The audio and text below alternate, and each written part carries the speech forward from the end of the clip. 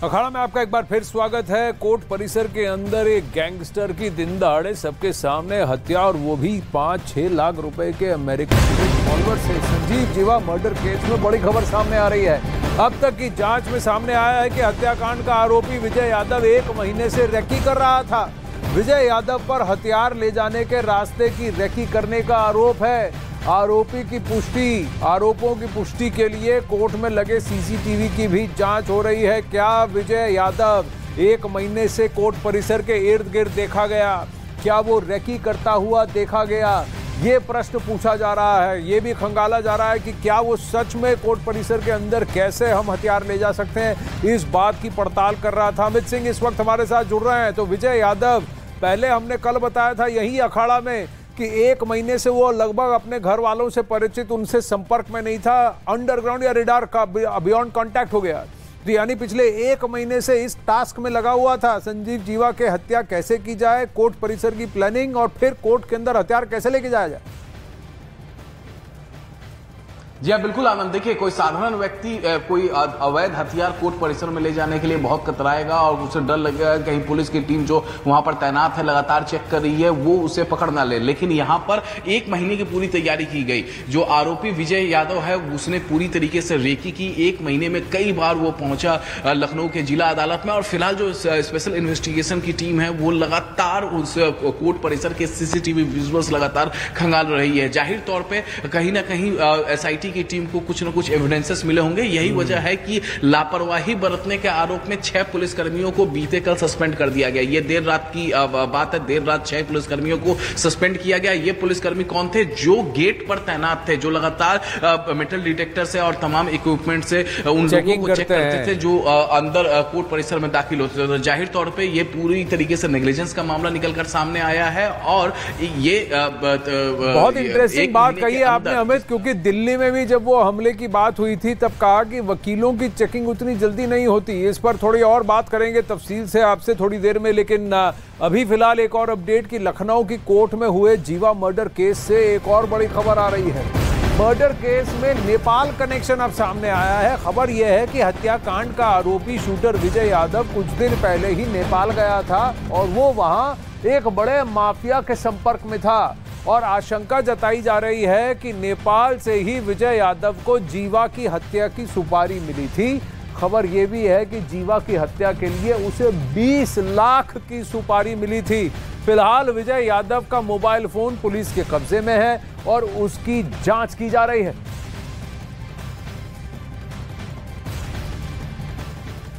तो विजय यादव कैसे, उसकी गैंगस्टर से कनेक्शन थी, क्या उसका कोई क्रिमिनल बैकग्राउंड था? बहुत बड़े प्रश्न है। 20 लाख की सुपारी। जीवा हत्याकांड में SIT की टीम को कई सवालों के जवाब ढूंढने हैं, लेकिन इसी बीच इस हत्याकांड के तार अब विदेश से भी जुड़ने लगे हैं। और खबर यह भी है कि इस हत्याकांड को अंजाम देने के लिए मुंबई और नेपाल में भी डील हुई थी, और फिर लखनऊ में सरेआम जीवा को मौत के घाट उतार दिया गया।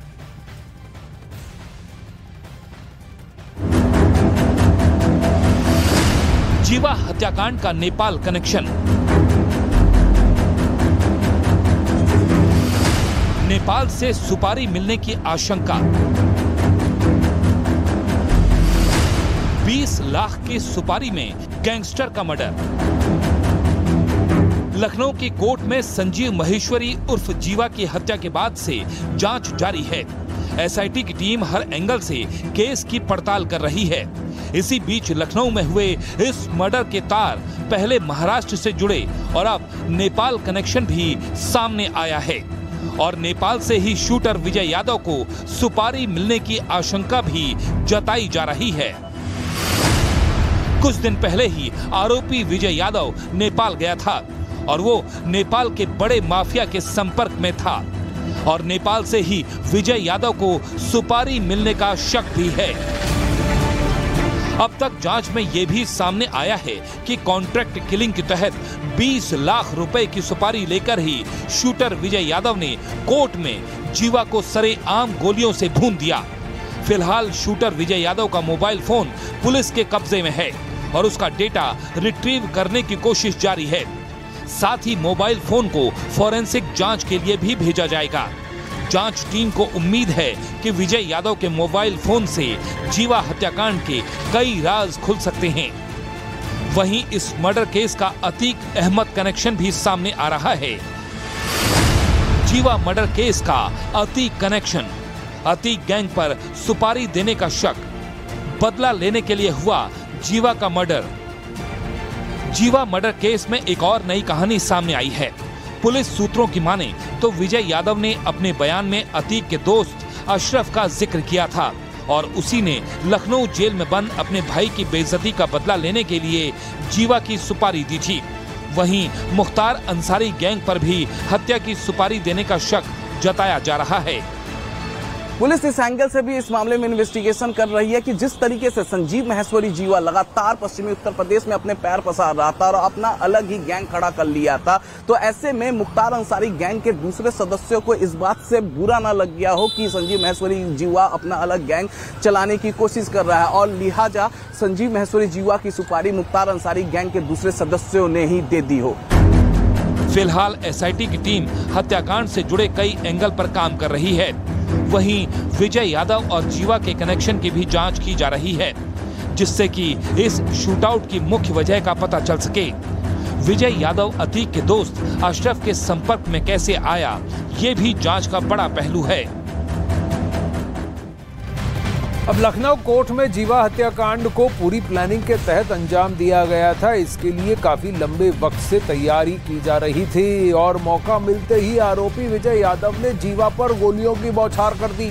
आरोप यह है कि शूटर विजय यादव 1 महीने से रेकी कर रहा था। आरोपी विजय यादव पर कोर्ट में हथियार ले जाने वाले रास्तों की रेकी करने का आरोप है। वहीं शूटर विजय यादव पर वारदात के कुछ दिन पहले नेपाल जाने का भी आरोप है। खबर तो यह भी है कि विजय यादव नेपाल के बड़े माफिया के संपर्क में था और वहीं से उसे सुपारी भी मिली थी। अब तक की जांच में सामने ये बात आई है कि इस हत्याकांड की साजिश मुंबई और नेपाल में रची गई थी और यूपी के बहरेच में हत्याकांड को अंजाम देने के लिए उसे हथियार मुहैया कराए गए थे। वहीं मुख्तार गैंग पर भी जीवा की हत्या की सुपारी देने का आरोप है।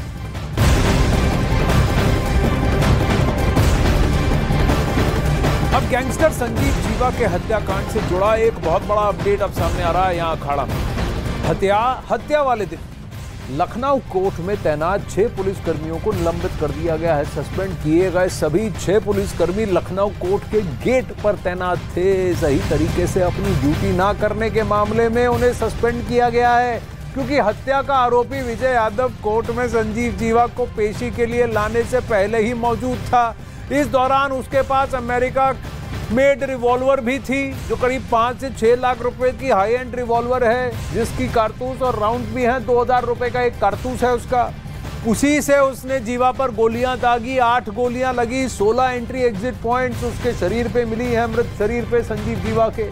ये वही जगह है और यही वजह है कि गेट पर तैनात 6 पुलिसकर्मियों पर ड्यूटी सही तरीके से ना करने का आरोप लगा और उन्हें सस्पेंड कर दिया गया है।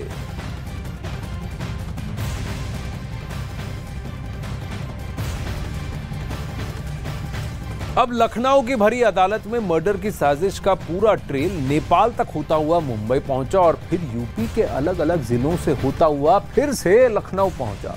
अब साजिश का ये पूरा ट्रेल आपको मैप के जरिए समझाते हैं। देखिए, अब तक की जांच में जो बातें सामने आई हैं उसके मुताबिक नेपाल में आरोपी को संजीव जीवा की हत्या की सुपारी मिली।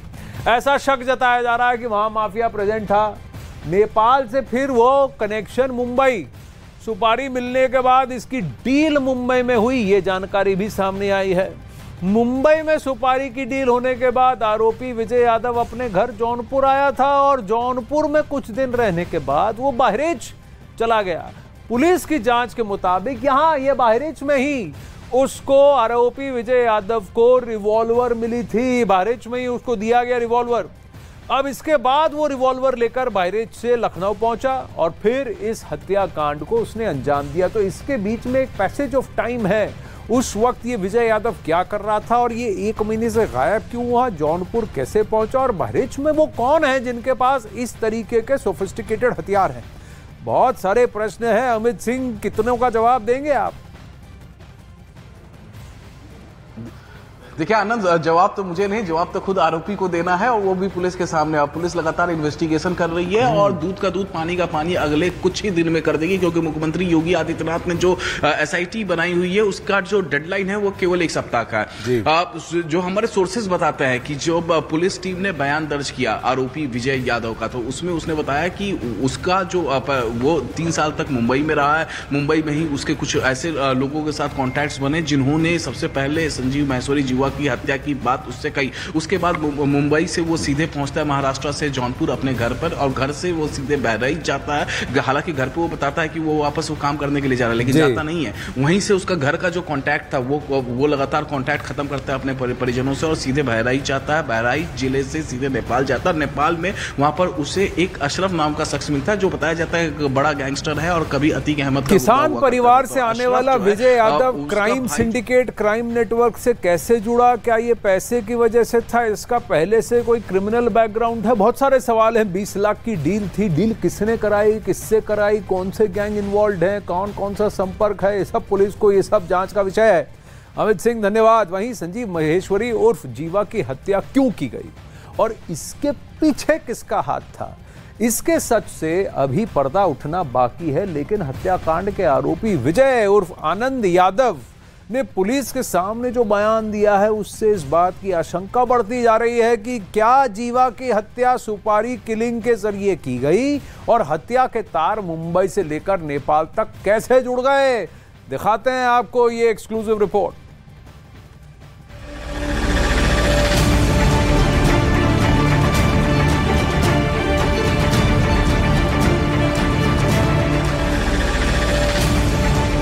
जीवा की हत्या के लिए दी गई थी सुपारी। आरोपी विजय यादव का बड़ा कबूलनामा। जीवा हत्याकांड पर सबसे बड़ा पर्दाफाश। जैसे जैसे जीवा हत्याकांड की जांच आगे बढ़ रही है, उससे जुड़े कई चौंकाने वाले राज सामने आ रहे हैं। लखनऊ में हुए इस मर्डर केस में एक नया एंगल सामने आया है और वो है सुपारी किलिंग का। इससे पहले कोर्ट में गैंगवार एंगल सामने आ रहा था और अब सुपारी किलिंग के एंगल ने पुलिस को चौंका दिया है। पुलिस सूत्रों के मुताबिक हत्याकांड के आरोपी विजय यादव ने पुलिस को जो बयान दिया है उससे कई तरह के सवाल खड़े हो रहे हैं। पुलिस के सामने विजय यादव ने बताया कि जीवा की हत्या के बदले में उसे लाखों रुपए मिलने थे, जिसमें से कुछ रकम एडवांस दी गई थी। उसके बाद विजय यादव मुंबई से बहराइच आया था। बहराइच में उसे रिवॉल्वर दी गई और उसके बाद वो बस से लखनऊ पहुंचा। लेकिन ये रुपए उसे कौन देने वाला था, आरोपी ने उसका नाम नहीं बताया। पुलिस के मुताबिक आरोपी विजय यादव कई सवालों के गोलमोल जवाब दे रहा है। पुलिस को शक है कि विजय यादव जांच को भटकाने की कोशिश कर रहा है। अपराध की दुनिया में विजय यादव भले ही नया नवेला खिलाड़ी है, लेकिन कोर्ट में जीवा की हत्या को अंजाम देने के लिए वो मुकम्मल तैयारी के साथ पहुंचा था और इसका सबूत देती है जीवा की पोस्टमार्टम रिपोर्ट। संजीव जीवा को 6 गोलियां मारी गई थी जो उसके शरीर के आर पार हो गई थी। सभी गोलियां पीठ पर बाईं तरफ मारी गईं, जो सीने और पेट की तरफ से दूसरी तरफ निकल गई थी। पोस्टमार्टम रिपोर्ट से यह भी पता चला कि सभी गोलियां शरीर में एक दूसरे के बेहद करीब लगी थी।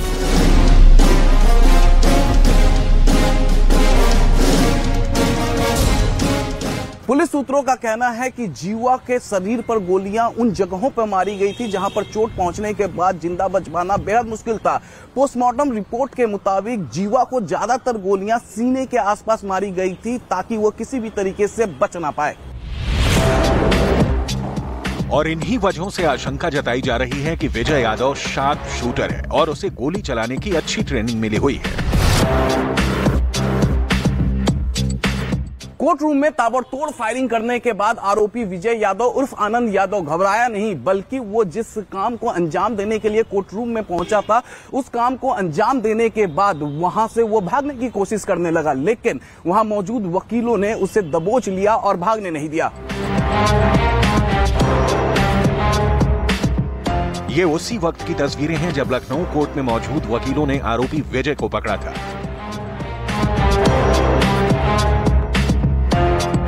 विजय को दबोचते ही वकीलों ने आरोपी विजय की धुनाई कर दी। इस दौरान पुलिस वालों ने बड़ी मुश्किल से आरोपी को गुस्साए वकीलों के चंगुल से छुड़ाया।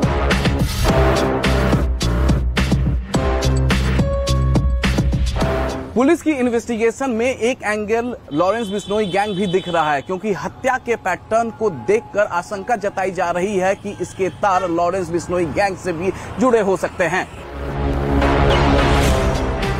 जीवा मर्डर केस की जांच कर रही एसआईटी सभी एंगल को ध्यान में रखकर केस की जांच को आगे बढ़ा रही है। एसआईटी की टीम गुरुवार रात को उसी कोर्ट रूम में पहुंची जहां जीवा पर गोलियां दागी गई थी।